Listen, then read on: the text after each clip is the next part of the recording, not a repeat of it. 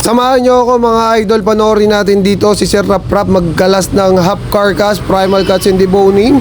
Kung mapapansin nyo mga kapatid, naka personal protective equipment na si Sir Rap Rap dito or PPE. At natanggal niya na nga dyan yung tampalen, sinunod na yung tenderloin. Isusunod naman natin dyan yung laman taba. Ipapantay lang natin yan sa may 2 joint ng ham leg natin para madali natin matanggal sa may tabi ng middle part. At kitang-kita naman natin yung ginagawa ni Sir Rap Rap guys, no? Hiniwa niya yung mga balat, ng balat na lang hiniwa niya hanggang likod para madali natin matanggal to ham leg sa may middle part mga kapatid. At yung paggamit ng knife dito ni Sir Rap Rap, naka power grip knife lang siya dito, tsaka dagger grip knife guys. At punta naman tayo sa may shoulder guys, pip-rib lang guys. At may iniwasan nga siyang buto dyan para madali natin matanggal tong shoulder na to kasi walang buntot yung kinakalas natin dito mga kapatid. Lagi nyo tatandaan, kapag may buntot yung kinakalas natin, sa pagka pip-rib lang wala kayong iiwasang buto.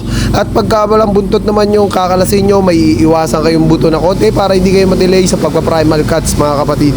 At nakita ko rito, hindi niya na binali yung shoulder natin, ano, kinuha niya na lang doon sa may pinakang joint, di ba? Ayan, kuha niya na yung technique na ginagawa natin ni Sir Rap Rap at tapos na siya sa primal cuts mga kapatid.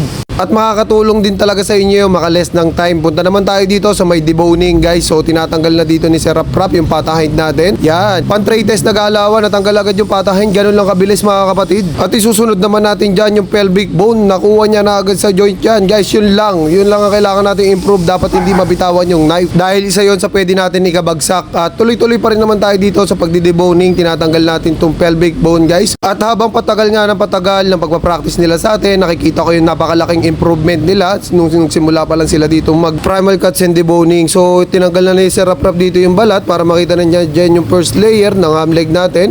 At iniwan niya na agad dyan guys para madali na natin matanggal tong bias na to mga kapatid. Sa paghawak ng knife, Sir Rap Rap, goods na yan. At sa paggamit ng knife, all goods na yan. Pump ka muna. So yan, inikot na ni Sir Rap Rap. Para yung sa kabilang laman naman ng bias, ayun naman yung tatanggalin natin. Kita nyo naman kung paano umiiwas si Sir Rap Rap dito guys, no? At tama yung paggamit niya sa knife, no? Naka-dagger grip knife siya kapag nagtatanggal ng mga laman sa buto guys. So tanggal niya na sa gilid at iniwan niya na yung mga litid para matanggal na rin natin yung mga laman na nakadikit sa ilalim ng bias dyan at matatanggal na natin yung bias na yan mga kapatid.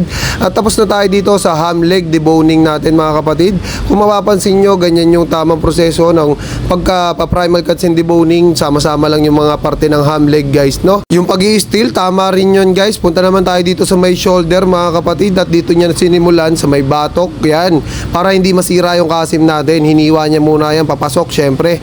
Ayan, ganyan ang tamang gawin nyo guys para mas madali nyo matanggal yung pork ribs natin. Pag naiwa nyo na yan dyan, dito naman sa may layer, madali nyo na matatanggal yan kasi may layer lang naman to mga kapatid. At iniwa na nga dyan ni Sir Rap Rap yan para makita natin yung mga layer. At ayan yung susundan niya para matanggal niya yung pork ribs natin na mabilisan. Kita nyo kung umagod na yung knife natin, no? Eh, no? Isang hiwa lang. Diba? Isang hiwa lang yung ginagawa ni Sir Rap Rap. Very good yan Sir Rap Rap. At natuwa ka talaga ako niyan habang nanonood talaga ako. Nakikita ko yung napakalaking improvement nila dito mga kapatid. At tinangat niya na dyan yung mga taba, tinanggal na rin yung trimmings para matanggal na natin dyan sa duktungan yung shoulder blade natin. At yung shoulder blade or exciting part, ayun naman yung tatanggalin natin dito mga kapatid. Hiniwa niya na yan sa duktungan at paghiwalay niya na yan, iniwan niya naman sa ibabaw ng shoulder blade para matanggal yung mga litid, scabbard, and then inangat natin dyan yung mga soft tissue. Inangat na yan ni Sir Rap Rap, pinahanap niya lang ng mabuti, pinupukusan at bunot ng knife, and then hiwa ng layer dahil naiangat niya na yung mga soft tissue, scabbard, and then angat ulit ng soft tissue. At para maging malinis at makinis yung shoulder blade natin, shoutout kay ating dumaan. At ito pa, tinatanggal niya na yan na mabuti guys. So ayan, yung kabilang layer naman yung tinatanggal niya para mas mabilis natin matanggal yung mga soft tissue at laman na nakadikit sa ibabaw ng shoulder blade yan guys. Pag naiangat niya na yan guys, pagka nakita niya nang pwede niya itulak yan, itutulak na ni Sir Rap Rap yan. Kaya inuuna natin tong shoulder blade guys, no, para meron tayong hahawakan kapag tinulak natin tong shoulder blade na to or yung mga laman sa ibabaw ng shoulder blade or soft tissue, no. Hahawakan natin yung pata front kasi pag inuna natin yung pata front dito guys, wala tayong hahawakan para may pwersa pa rin tayo kapag tinulak natin yung mga laman na nakadikit sa ibabaw ng shoulder blade. So naitulak niya na yan guys, hiniwa niya na dyan yung litid sa gilid ng shoulder blade, pinaikutan niya na ng hiwayan at tinatanggal niya na yung mga litid na nakadikit sa shoulder blade natin guys. So pag natanggal niya na yan guys, kakayasin naman niya dyan yung ilalim. Ayan, tulad ng ginagawa niya dyan. Ayan, mas komportable kapag ganyan guys. Kakayasin niya dyan yung ilalim ng mga nakadikit na laman sa ilalim ng shoulder blade natin. At hiniwa niya na yan guys. So hindi pa nakaayos yung knife niya dyan, pero all goods pa rin yan. Hinatak niya na guys. Sana wag lang malaglag yung knife, no? Ayan, hinahatak na ni Sir Rap yung shoulder blade natin, at makinis na makinis yung shoulder blade natin. At talagang mahusay na rin talaga sila sa pagtatanggal ng shoulder blade, no?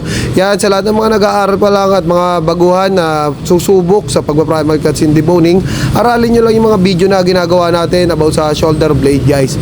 So yan, tatanggalin na natin dito yung pata front natin. Tamang steel muna si Sir Rap guys. Yan, para alin nyo rin yan tamang pag-steel. Ginagamit din yan sa trade test guys. So inayos niya muna dito yung steel niya kasi baka malaglag.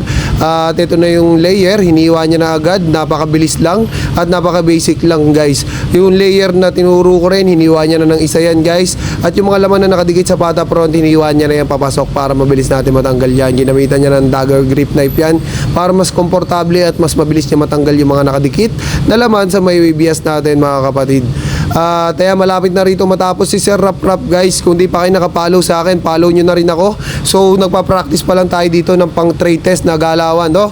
Yan, sana sa mga lahat ng mga makakapanood nito, bigyan nyo yung tip na mas maganda, yung mga idea na pwede natin idagdag or improve sa mga ginagawa natin para mas na ganon, mas mabilis nilang maipasa yung trade test nila or yung primal cuts and deboning na ipapasa nila sa employer mga kapatid. At sama-sama tayo maghilahan sa pataas sa mga kapwa butcher natin at mga kapwa Pilipino. Yan, sama-sama tayong tuparin yung mga pangarap nila at mga pangarap natin. At maraming salamat sa panonood guys. Ito nga pala si Sir Rap at ako si Kim Jo. Veterano sa lahat ng baguhan at baguhan sa lahat ng mga veterano.